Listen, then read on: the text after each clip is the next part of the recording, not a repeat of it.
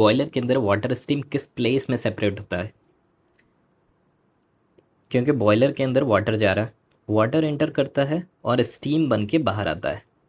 ये स्टीम ही यूज़ होता है टरबाइन में ब्लेड्स को घुमाने के लिए। और ध्यान रखना है कि जो स्टीम होगा वो प्योर स्टीम होगा, क्योंकि टरबाइन के ब्लेड्स को डैमेज ना हो इसके लिए हम लोगों को प्योर फॉर्म ऑफ स्टीम भेजना होगा, मॉइस्चर कंटेंट नहीं होना चाहिए।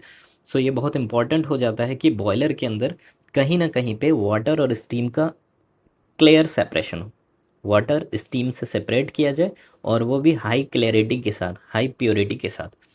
वो प्लेस ही बॉयलर ड्रम है। बॉयलर ड्रम और उसका इंटरनल ये काम करता है, वाटर को स्टीम से सेपरेट करता है। तो आज इस वीडियो में हम लोग बॉयलर ड्रम के बारे में बात करेंगे, सिंप्लीफाइड फ्लो डायग्राम और लोकेशन आइडेंटिफाई करेंगे, बॉयलर ड्रम का क्या इंपॉर्टेंस है वो भी देखेंगे, और बॉयलर ड्रम के वेरियस कनेक्शंस, क्या क्या कनेक्शंस उसके अंदर होते हैं, बाहर होते हैं, उनके बारे में भी डिस्कशन करेंगे। स्टार्ट करते हैं। नीड और लोकेशन बॉयलर ड्रम का। What boiler drum water steam cycle में लोकेटेड होता है। यहाँ पर बॉयलर ड्रम है तो इस साइकिल में लोकेटेड होता है। यहाँ से स्टार्ट करते हैं। कंडेंसर में, हॉट वेल में वाटर कलेक्ट हो गया, वहाँ से सीपी में गया, सीपी से प्रेशर के कारण आगे एलपी हीटर में गया, वहाँ से डीएरेटर में वाटर कलेक्ट हो गया, डीएरेटर से सक्शन लेता है बीएफपी, बीएफपी से प्रेशर क्रिएट होकर एचपी हीटर में जाता है, एचपी हीटर से होने के बाद वाटर इकोनोमाइज़र कॉइल में जाता है, वहाँ वाटर की हीटिंग होती है, हीटिंग होने के बाद वाटर आगे की तरफ बढ़ता है और ये फीड लाइन के थ्रू होते हुए ड्रम में चला जाता है। ड्रम में फिर वाटर कलेक्ट होता है। यहाँ पर ही स्टीम कन्वर्जन हो रही है, वो नेक्स्ट स्लाइड में देखेंगे कैसे कन्वर्ट हो रहा है स्टीम में। स्टीम में कन्वर्ट होने के बाद ये स्टीम कलेक्ट होके बाहर निकलती है और निकल के ये आगे की तरफ सुपर हीटर कॉइल्स में जाती है, और फाइनली ये मेन स्टीम लाइन बन के dry steam and super heated steam बन के ये एचपी हीटर में टरबाइन ब्लेड्स में चली जाती है। सो बॉयलर ड्रम का लोकेशन कहाँ हो गया? ये इकोनोमाइज़र के बाद वाली लाइन में आगे की तरफ आता है। और अगर इसका लोकेशन स्पेसिफिकली कहा जाए तो ये फर्नेस जो है जिसके अंदर फायरिंग हो रही है, यहाँ पे फायरिंग हो रही है फर्नेस के अंदर फर्स्ट पास में, इसके टॉप में होता है। ये फायरिंग जोन में नहीं रहता है, ये टॉप में होता है, और ये आउट ऑफ फायरिंग जोन होता है। Out of firing zone stay करता है, मतलब फायरिंग का इस पर इफेक्ट नहीं आएगा डायरेक्टली। बॉयलर ड्रम का फंक्शन क्या है? बॉयलर ड्रम का काम ये है कि ये स्टीम को सेपरेट करता है वाटर से। यहाँ बॉयलर ड्रम के अंदर वाटर भी है और टॉप में स्टीम भी कलेक्ट हो रहा है। इन दोनों को ये सेपरेट करता है। स्टीम को ऊपर से ये बाहर की तरफ सुपर हीटिंग के लिए आगे कॉइल के थ्रू, पाइप्स के थ्रू भेज देता है। सो बॉयलर ड्रम एक प्रेशर वेसल है, एक ऐसा प्रेशर वेसल जिसके अंदर स्टीम भी है और वाटर भी है। टॉप साइड में स्टीम कलेक्ट हो रही है और नीचे की तरफ एक वाटर लेवल मेंटेन हो रहा है। बॉयलर ड्रम का इंटरनल्स है जिसका फंक्शन है स्टीम को वाटर से सेपरेट करना और इस स्टीम को सप्लाई करना सुपर हीटिंग के लिए, जो फर्दर टरबाइन में जाएगी। वाटर इसमें रीसर्कुलेट होता रहता है। जैसे बॉयलर ड्रम ये हो गया, नीचे में वाटर लेवल मेंटेन हो रहा है और ये पाइप्स के थ्रू नीचे जा रहा है। नीचे जाने के बाद ये पंप में जाता है और पंप के थ्रू ये दोबारा से ऊपर आता है फर्नेस के अंदर से होते हुए। ये फर्नेस के अंदर हीटिंग होती है जिस कारण से ये कन्वर्ट हो रहा होता है स्टीम में। एक पार्ट स्टीम में कन्वर्ट हो जाता है और कुछ पार्ट वाटर रह जाता है, मतलब वाटर और स्टीम का मिक्सचर हो जाता है। और धीरे धीरे बॉयलर ड्रम के अंदर ही ये सेपरेट होता रहता है और नीचे का लेवल वाटर बन जाता है और ऊपर स्टीम कलेक्ट हो जाती है।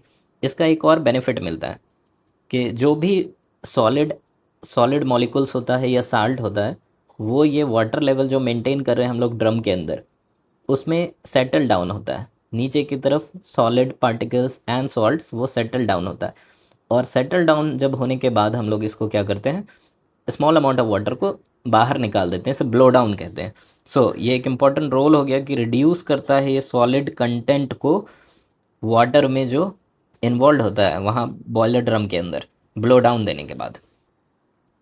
यहाँ पर बॉयलर सर्कुलेशन दिखाया गया है, किस तरह से वाटर और स्टीम सर्कुलेट हो रहा है बॉयलर ड्रम में और बॉयलर के अंदर। इकोनोमाइज़र से वाटर निकलने के बाद ड्रम में आता है। ड्रम में आने के बाद वाटर यहाँ पर एक वाटर लेवल बना लेता है। ये सारा वाटर है, वाटर लेवल कलेक्ट हो गया, इकोनोमाइज़र से ये वाटर आ रहा है। उसके बाद ये पाइप्स के थ्रू नीचे की तरफ जाता है। ये फर्नेस से बाहर होती है ये पाइप्स, इसको डाउन कमर्स कहते हैं। ये पाइप के थ्रू नीचे गया, नीचे जाने के बाद ये एक सक्शन मैनिफोल्ड बनाता है। सक्शन मैनिफोल्ड में वाटर कलेक्ट होता है। सक्शन मैनिफोल्ड के जस्ट नीचे बॉयलर सर्कुलेशन पंप लगा होता है, BCP, बॉयलर सर्कुलेशन पंप, जिसका काम है इससे सक्शन लेना और सक्शन लेके प्रेशर इंक्रीज करके, स्लाइड प्रेशर इंक्रीज करके इसको आगे की तरफ फिर से, मतलब नीचे की तरफ फिर से इसे प्रेशर के साथ ढकेल देना। ये नीचे की तरफ जाने के बाद ये बॉयलर के बेस में चला जाता है। बॉयलर के बेस में ऐसे चारों साइड से रिंग हेडर बने होते हैं। ये पाइप है जिसको बॉटम रिंग हेडर कहते हैं। वाटर यहाँ तक पहुँच गया है और थोड़ा प्रेशराइज्ड है, क्योंकि रास्ते में एक पंप मिला था, वो पंप लगा है जो इसको प्रेशराइज करके रखा है। बॉटम रिंग हेडर में पहुँचने के बाद वाटर, इस बॉटम रिंग हेडर में अंदर की तरफ छोटे छोटे पतले पतले ट्यूब्स होते हैं। इस ट्यूब्स के, ये सारे ट्यूब्स ये फर्नेस के इनर फेस पे रहते हैं। बॉटम रिंग हेडर बाहर की तरफ है, उससे निकल के पतले पतले ट्यूब्स चारों साइड से फर्नेस के अंदर इनर फेस से ऊपर की तरफ जाना शुरू करते हैं। वाटर का सरफेस एरिया बढ़ गया है और ये इनर फेस में है फर्नेस के, इस कारण से ये हीट एब्जॉर्व करता है और हीट एब्जॉर्व करके वाटर इसी ट्यूब्स के अंदर, वाटर वॉल ट्यूब्स के अंदर ही स्टीम में कन्वर्ट होना शुरू होता है। स्टीम में कन्वर्ट होता है और ये ऊपर की तरफ राइज करता है, इसलिए इसका नाम राइजर ट्यूब्स भी कहा जाता है। ये राइज होने के बाद फाइनली टॉप में पहुंचने के बाद एक हेडर में कलेक्ट होता है। यहाँ जो कलेक्ट हो रहा है ये वाटर एंड स्टीम का मिक्सचर है। मोस्ट पार्ट स्टीम है, कुछ पार्ट मॉइस्चर कंटेंट भी है। ये 4 हेडर बनाता है, फ्रंट साइड का अलग wall, rear side, left side and right side. ये चारों हेडर में वाटर स्टीम मिक्सचर है जिसमें ज़्यादा पार्ट स्टीम का है। यहाँ से ये निकल के फिर बॉयलर के टॉप में इंटर करता है, बॉयलर ड्रम के टॉप में इंटर करता है। बॉयलर ड्रम के टॉप में ये इंटर कर रहा है। बॉयलर ड्रम के टॉप में इंटर करने के बाद ये वहाँ बॉयलर ड्रम के इंटरनल्स के कारण सेपरेट होता है। जो स्ट्रॉन्ग स्टीम है वो ऊपर की तरफ कलेक्ट हो जाते हैं और वीक स्टीम वो वाटर के कारण वाटर में मिक्स हो जाता है। और जो सेपरेशन प्रोसेस है उसके बाद स्टीम निकल के ड्रम से बाहर की तरफ पाइप्स के थ्रू सुपर हीटर में सुपर हीटिंग होने के लिए चली जाती है। सो सिंपल है इसका। इकोनोमाइज़र से वाटर इंटर कर रहा, ड्रम में लेवल मेंटेन कर रहा, ड्रम से नीचे की तरफ जा रहा है, नीचे एक सक्शन मैनिफोल्ड है, वहाँ से फिर BCW पंप में जा रहा, बॉयलर सर्कुलेशन पंप, फिर प्रेशर इंक्रीज होने के बाद फाइनली ये बॉटम रिंग हेडर में आ रहा है जो चारों साइड से लगा है। बॉटम रिंग हेडर में ये कॉइल्स और ट्यूब्स के थ्रू फर्नेस के वॉल में इनर फेस में ऊपर की तरफ राइज कर रहा है जहाँ वाटर स्टीम में कन्वर्ट हो रही है और फाइनली हेडर में कलेक्ट हो रहा है और इस हेडर से दोबारा से बॉयलर ड्रम में जा रहा है जहाँ पे ये ऊपर में स्टीम कलेक्ट हो जा रहा है और सेपरेशन होने के बाद ये सुपर हीटिंग के लिए ट्यूब्स के थ्रू टॉप से बॉयलर ड्रम के निकल के जा रहा है। स्टीम सेपरेशन के 4 मेथड्स यहाँ पे दिखाए गए हैं जो बॉयलर ड्रम में यूज़ होता है। पहला मेथड है ग्रेविटी मेथड। ये बहुत ही सिंपल है। किसी भी वेसल में वाटर रखा हुआ और उसको हिट करना शुरू करते हैं। हिट करने के कारण वाटर कन्वर्ट होता है स्टीम में और ये ग्रेविटी डेंसिटी डिफरेंस के कारण, हल्का होने के कारण ये ऊपर की तरफ राइज करता है और स्टीम खुद ही सेपरेट हो जाता है वाटर से। This is because of density difference. दूसरा मेथड है ग्रेविटी विथ बैफल्स। इस केस में क्या हो रहा है, हीटिंग कर रहे हैं जिसके कारण वाटर स्टीम में कन्वर्ट हो रहा है, वो ग्रेविटी के कारण, डेंसिटी डिफरेंस के कारण राइज करेगा। डेंसिटी डिफरेंस के कारण राइज करते टाइम में कुछ मॉइस्चर कंटेंट भी स्टीम के साथ कैरी होता है। उस वीक स्टीम को या मॉइस्चर कंटेंट स्टीम को हम लोगों को रोकना होता है। उसके लिए हम लोग रास्ते में एक प्लेट लगाते हैं, बैफल प्लेट, जो इसके डायरेक्शन को डिफ्लेक्ट करेगा। इस डायरेक्शन के डिफ्लेक्ट करने के रीज़न से ये होगा कि जो वीक स्टीम है जिसमें मॉइस्चर छुपा है या कैरी कर रहा है वो इससे टकराने के बाद भारी होने के कारण ये इस प्लेट में कलेक्ट होना स्टार्ट हो जाएगा और जो स्ट्रॉन्ग स्टीम रहेगी वो सारे स्ट्रॉन्ग स्टीम अपना डायरेक्शन चेंज करके बाहर की तरफ निकल जाएगी। सो ग्रेविटी विद बैफल्स का ये एडवांटेज मिलेगा कि जो वीक स्टीम है वो दोबारा से ड्रॉपलेट्स में कन्वर्ट हो जाएगी और सेपरेट हो जाएगी स्ट्रॉन्ग स्टीम से। थर्ड प्रोसेस है साइक्लोन सेपरेटर। इसमें भी हीटिंग हो रही है। हीटिंग होने के कारण वाटर कन्वर्ट हो रहा है स्टीम में। स्टीम में कन्वर्ट होने के बाद हमने बैफल्स लगा दिया था। बैफल्स के कारण ये स्टीम डिफ्लेक्ट करके एक डायरेक्शन में आगे की तरफ बढ़ रही है। इस डायरेक्शन में बढ़ती हुई स्टीम के सामने एक हॉलो सिलेंड्रिकल साइक्लोन सेपरेटर रखा हुआ है। इस हॉलो सिलेंड्रिकल साइक्लोन सेपरेटर में एक स्मॉल सा गेट है, इस गेट में पूरी स्टीम फोर्स के साथ एंटर करेगी, क्योंकि इसका डायरेक्शन हमने डिफाइंड कर दिया था। फोर्स के साथ एंटर जैसे करेगी, ये इसके अंदर के internal curves path, curved surface area के कारण टर्न करना शुरू करेगी, क्योंकि इसमें फोर्स है, मोमेंटम है, और इसे कर्व मिल जाएगा। एज इफ जैसे कि कोई डेथ वेल होता है, उसमें राइडर जो होता है वो डेथ वेल को, बाइक को अपने टर्न कर सकता है वॉल के लॉन्ग, क्योंकि उसके पास स्पीड है, उस स्पीड से वो अटैक करेगा वॉल पे और वो रोटेशन स्टार्ट कर सकता है डेथ वेल पे। सेम केस यहाँ पे होगा, स्टीम के पास भी यहाँ पे मोमेंटम है, क्योंकि हमने बैफल प्लेट्स लगा रखा है, डायरेक्शन स्पेसिफिक है।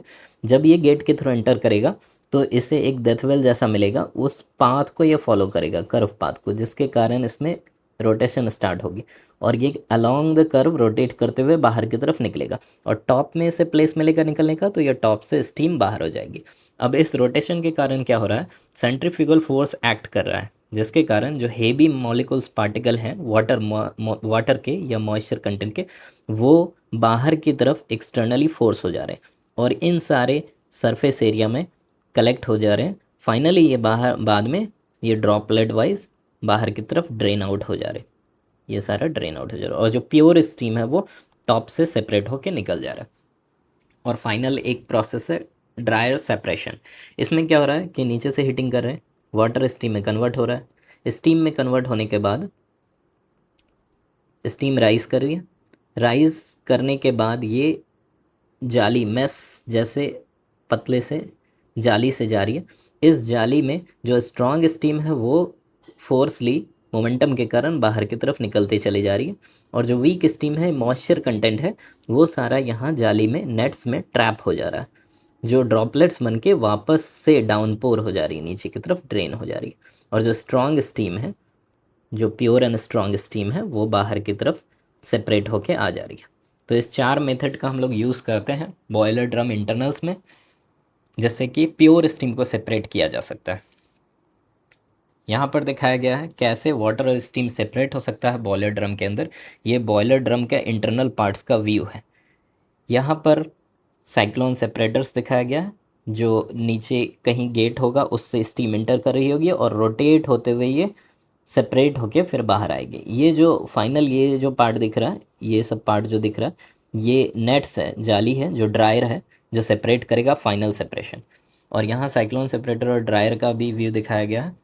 ये साइक्लोन सेपरेटर है, दोनों साइड लगा है, यहाँ से कहीं पे साइड से गेट से एंटर करेगी स्टीम, अंदर में रोटेशन होगा, रोटेट होते हुए ऊपर की तरफ जाएगी, इसमें भी रोटेट होते हुए ऊपर की तरफ जाएगी, और फाइनली स्टीम यहाँ से सेंट्रीफ्यूगल एक्शन के बाद निकलेगी। निकलने के बाद ये स्टीम यहाँ नेट्स में घुसेगी, जो सेकेंडरी सेपरेशन या ड्रायर है, और सेकेंडरी सेपरेशन ड्रायर से सेपरेट होने के बाद टॉप से स्टीम बाहर की तरफ आ जाएगी। बॉयलर ड्रम का मेन कनेक्शंस देख लेंगे। फीड लाइन, वो ये लाइन है जिसमें इकोनोमाइज़र से वाटर निकल के बॉयलर ड्रम में इंटर कर रहा है। डाउन कमर्स, डाउन कमर्स है बॉयलर ड्रम से जो लाइंस नीचे की तरफ निकल रही है, जो पंप से होते हुए बॉटम रिंग हेडर में जा रही है। राइज़र, राइज़र वो ट्यूब्स हैं जो बॉटम रिंग हेडर से बहुत सारे मल्टीपल्स पतले पतले ट्यूब्स फर्नेस के इनर सरफेस एरिया से राइज करती है। इस राइजर ट्यूब्स में ही वाटर का स्टीम में कन्वर्जन होता है। सुपर हीटर सप्लाई ट्यूब, ये ड्रम के टॉप में लगा होता है, नीचे की तरफ वाटर कलेक्ट हो गया है, ऊपर की तरफ स्टीम कलेक्ट है, और टॉप से ये सारे ट्यूब्स से सेपरेट होने के बाद steam, pure form of steam, बाहर की तरफ आती है। कुछ ऑक्सिलरी कनेक्शंस यहाँ पे दिखाए गए हैं। Blow down lines, boiler drum है, उसके नीचे एक लाइन होगी, यहाँ से ब्लो डाउन किया जा सकता है। ब्लो डाउन का मतलब है कि एक स्मॉल अमाउंट ऑफ वाटर को बाहर की तरफ निकाल देना बॉटम एरिया से, ताकि जो भी डिजॉल्व्ड सॉलिड्स और सॉल्ट्स हैं उसको सेपरेट किया जा सके। Chemical dosing line, boiler drum के अंदर कुछ केमिकल डोजिंग भी किया जाता है, फॉस्फेट डोजिंग जैसे हो गया, जो कि वाटर के प्योरिटी को कंट्रोल करने के लिए इम्पॉर्टेंट है।